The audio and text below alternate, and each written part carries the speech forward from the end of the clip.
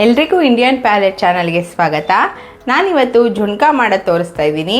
ಅದಕ್ಕೆ ಏನೇನು ಪದಾರ್ಥಗಳು ಬೇಕಂತ ನೋಡೋಣ.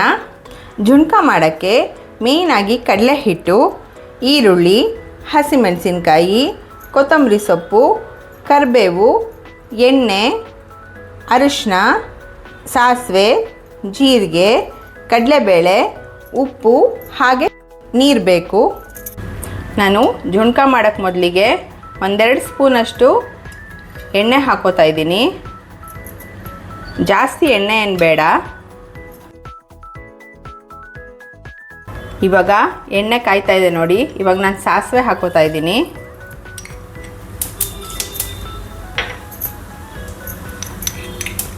ಸ್ವಲ್ಪ ಜೀರಿಗೆ ಹಾಕೋತಾ ಇದ್ದೀನಿ, 1 ಟೀ ಸ್ಪೂನಷ್ಟು.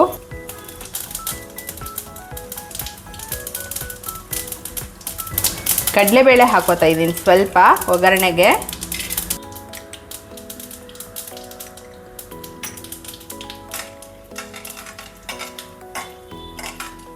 ಕಡಲೆಬೇಳೆ ಇವಾಗ ಒಂಚೂರು ಕೆಂಪಗಾಗಿದೆ. ನಾನು ಇವಾಗ ಹಸಿಮೆಣಸಿನ್ಕಾಯಿ ಹಾಕೋತಾ ಇದ್ದೀನಿ. ನಾನಿಲ್ಲಿ 3 ಹಸಿಮೆಣಸಿನ್ಕಾಯಿ ತೊಗೊಂಡಿದ್ದೀನಿ.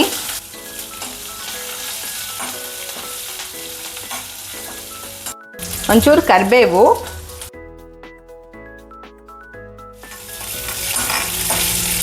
ನಾನಿಲ್ಲಿ ಒಂದು ದಪ್ಪ ಇರೋದು ಈರುಳ್ಳಿ ತೊಗೊಂಡಿದ್ದೆ, ಅದನ್ನು ಹಾಕೋತಿದ್ದೀನಿ ನೋಡಿ. ನಾನಿಲ್ಲಿ ಸ್ಲೈಸ್ ಮಾಡ್ಕೊಂಡಿದ್ದೀನಿ. ಸಣ್ಣದಾಗೂ ಹೆಚ್ಕೋಬೋದು.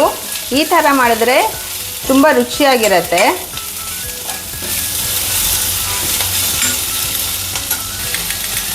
ಸ್ವಲ್ಪ ಅರಿಶಿನ ಹಾಕೋತಾ ಇದ್ದೀನಿ.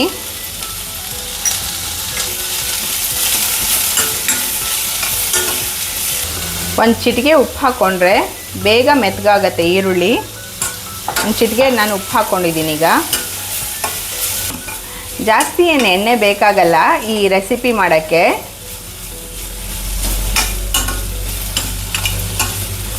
ಈರುಳ್ಳಿ ಫ್ರೈ ಆಗ್ತಾ ಇರೋ ಹಾಗೆ ನಾನಿಲ್ಲಿ 3 ಸ್ಪೂನಷ್ಟು ನಾನಿವಾಗ ಕಡಲೆ ಹಿಟ್ಟು ಹಾಕೋತಾ ಇದ್ದೀನಿ. ಇದು ತುಂಬ ಏನು ಕಡಲೆ ಹಿಟ್ಟು ಕೂಡ ಬೇಕಾಗಲ್ಲ, ಸ್ವಲ್ಪ ಆದರೆ ಸಾಕಾಗತ್ತೆ. ಇವಾಗ ಸ್ವಲ್ಪ ನೀರು ಹಾಕ್ಕೊಂಡು ನಾನಿವಾಗ ಗಂಟಿಲ್ದೇ ಇರೋ ಥರ ನೀಟಾಗಿ ಕಲಿಸ್ಕೋಬೇಕು. ಇದನ್ನು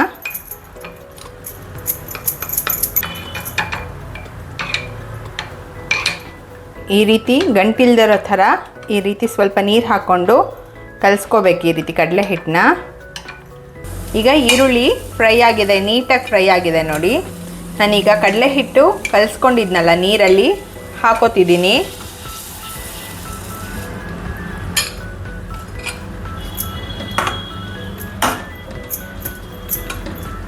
ಇದು ಕಲಿಸ್ತಾ ಗಟ್ಟಿ ಆಗ್ತಾ ಇರುತ್ತೆ.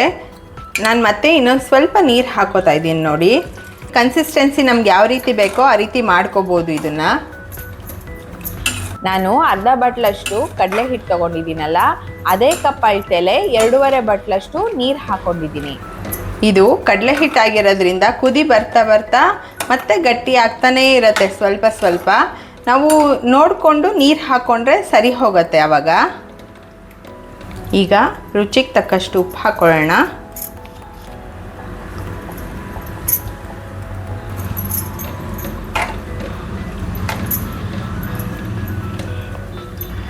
ಈ ಜುಣ್ಕಾನ ಉತ್ತರ ಕರ್ನಾಟಕ ಹಾಗೆ ಮಹಾರಾಷ್ಟ್ರದ ಕಡೆ ತುಂಬ ಮಾಡ್ತಾರೆ. ಕೆಲವರು ಜುಣ್ಕಾ ವಡಿ ಅಂತ ಅದಕ್ಕೆ ಹುಣಸೆ ಹಣ್ಣು, ಬೆಲ್ಲ, ಉಪ್ಪು ಎಲ್ಲ ಹಾಕಿ ಗಟ್ಟಿಗೆ ಮಾಡ್ಕೋತಾರೆ. ಅದನ್ನು ತಟ್ಟೆಲಿ ಹಾಕಿ ಸ್ಕ್ವೇರಾಗಿ ಕಟ್ ಮಾಡಿಕೊಂಡು ಚಪಾತಿ ಜೊತೆಗೆ, ಜೋಳದ ರೊಟ್ಟಿ ಜೊತೆಗೆ ನೆಂಚ್ಕೋತಾರೆ. ನಾನಿಲ್ಲಿ ಸ್ವಲ್ಪ ನೀರಾಗಿ ನೋಡಿ ಈ ರೀತಿ ಮಾಡ್ತಾಯಿದ್ದೀನಿ. ಕನ್ಸಿಸ್ಟೆನ್ಸಿ ನೀಟಾಗಿ ಚಪಾತಿಗೆ ಹಚ್ಕೊಳ್ಳೋ ಥರ ಮಾಡ್ತಾಯಿದ್ದೀನಿ. ಇವಾಗ ನಾನು ಈ ಜುಣ್ಕಾ ಮಾಡ್ತಾಯಿದ್ರೆ ಇದು ನನ್ನ ತವ್ರ ಮನೆಗೆ ಜ್ಞಾಪಕ ಬರ್ತಾಯಿದೆ. ನನ್ನಮ್ಮ ಈ ಜುಣ್ಕಾನ ತುಂಬ ಸಲ ಮಾಡೋರು ಚಪಾತಿ ಜೊತೆಗೆ. ತುಂಬ ರುಚಿಯಾಗಿರ್ತಾಯಿತ್ತು. ನಾವು ನೆಕ್ಸ್ಟ್ ಡೇ ಕೂಡ ಇದನ್ನು ಒಂದೊಂದು ಗ್ಲಾಸಲ್ಲಿ ಹಾಕಿಟ್ಕೊಂಡು ಅದು ಗಟ್ಟಿಯಾಗಿದ್ರೂ ಕೂಡ ತುಂಬ ರುಚಿಯಾಗಿರುತ್ತೆ ಇದು. ಹಾಗಾಗಿ ನಾವು ನೆಕ್ಸ್ಟ್ ಡೇ ಕೂಡ ಚಪಾತಿಗೆ ನೆಂಚ್ಕೊಂಡು ತಿಂತಾಯಿದ್ವಿ ಇದನ್ನು ನೋಡಿ. ಇವಾಗ ಜುಣ್ಕಾ ರೆಡಿಯಾಗಿದೆ. ನಾನಿವಾಗ ಸ್ಟವ್ ಆಫ್ ಮಾಡ್ತಾಯಿದ್ದೀನಿ. ಮಾಡಿ ಸ್ವಲ್ಪ ಕೊತ್ತಂಬರಿ ಸೊಪ್ಪನ್ನ ಮೇಲೆ ಉದುರಿಸ್ತಾ ಇದ್ದೀನಿ ಈ ರೀತಿ. ಏನು ತರಕಾರಿ ಇಲ್ಲ ಅಂದರೆ ಒಂದು ಈರುಳ್ಳಿ ಇದ್ದರೆ ಸಾಕು, ತುಂಬ ಈಸಿಯಾಗಿ ಮಾಡ್ಕೊಳ್ಳೋ ಅಂಥ ರೆಸಿಪಿ. ಹಾಗೆ ತುಂಬ ರುಚಿಯಾಗಿ ಕೂಡ ಇರುತ್ತೆ. ಎಲ್ಲರೂ ಅನ್ಕೋಬೋದು ಇಷ್ಟು ಕಮ್ಮಿ ಟೈಮಲ್ಲಿ ಮಾಡಿದ್ರೆ ಹೇಗಿರತ್ತೋ ಅಂತ. ಆದರೆ ತುಂಬ ಸ್ಪೈಸಿಯಾಗಿ ಒಂದೆರಡು ಮೆಣಸಿನ್ಕಾಯಿ ಎಕ್ಸ್ಟ್ರಾ ಹಾಕಿ ಸಾಕು, ತುಂಬ ರುಚಿಯಾಗೂ ಇರುತ್ತೆ. ಖಾರವಾಗಿ ಚಪಾತಿ ಜೊತೆಗೆ ಹಾಗೆ ಜೋಳದ ರೊಟ್ಟಿ ಜೊತೆ ಕೂಡ ಇದನ್ನು ತಿನ್ಬೋದು. ನೋಡಿ ಇವಾಗ ಜುಣ್ಕ ರೆಡಿ ಇದೆ. ನೀವು ಒಮ್ಮೆ ಮನೇಲಿ ಈ ರೀತಿ ಈಸಿಯಾಗಿ ಜುಣ್ಕ ಮಾಡ್ಕೊಂಡು ನೋಡಿ, ಹೇಗೆ ಬಂತು ಅಂತ ನನಗೆ ಕಮೆಂಟ್ ಮೂಲಕ ತಿಳಿಸೋದನ್ನು ಮರಿಬೇಡಿ. ಹಾಗೆ ಪ್ಲೀಸ್ ಲೈಕ್, ಶೇರ್, ಸಬ್ಸ್ಕ್ರೈಬ್ ಮಾಡೋ ಮೂಲಕ ನಮ್ಮನ್ನು ಹೀಗೆ ಸಪೋರ್ಟ್ ಮಾಡ್ತಾಯಿರಿ. ಮತ್ತೆ ಮುಂದಿನ ವಿಡಿಯೋದಲ್ಲಿ ಸಿಗೋಣ. ನಮಸ್ಕಾರ.